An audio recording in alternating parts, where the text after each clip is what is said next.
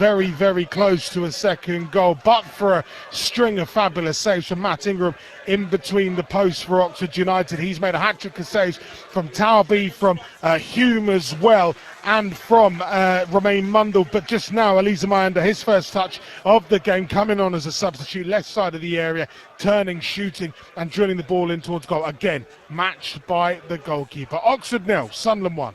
To the Bet365 stadium where Stoke are taking on Fulham. Lee Blakeman. Stoke 1, Fulham 1, so Fulham equalised 10 minutes into the second half, and now they're pushing for the lead. They're coming forwards again down the left here. Josh King has gone close on a couple of occasions. He's cleared the crossbar from close range, and now the shot goes in from Muniz, and it's saved well by Simpkin, who's just pulled off another save a few moments ago to deny King hard and low along the ground. He's having a good game, the Stoke keeper, and it's Stoke 1, Fulham 1.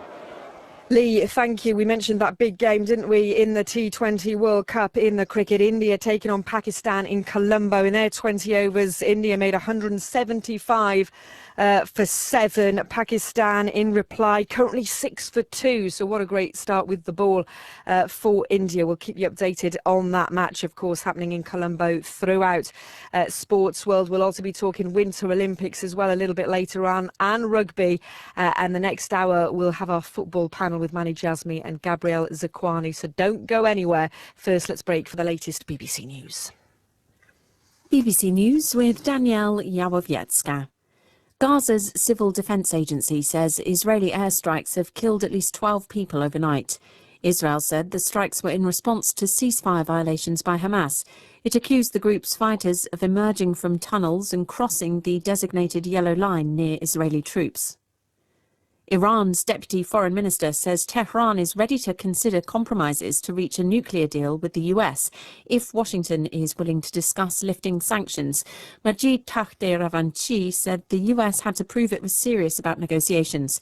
The US has sent 2 aircraft carrier groups to the Middle East.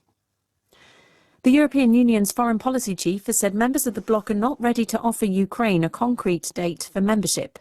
Kaja Kallas also said that Russia had to be forced to make concessions to end the war in Ukraine. Ukraine's former energy and justice minister has been arrested while trying to flee the country. Herman Hlushchenko is linked to a high-profile embezzlement scheme that rocked Ukraine last year.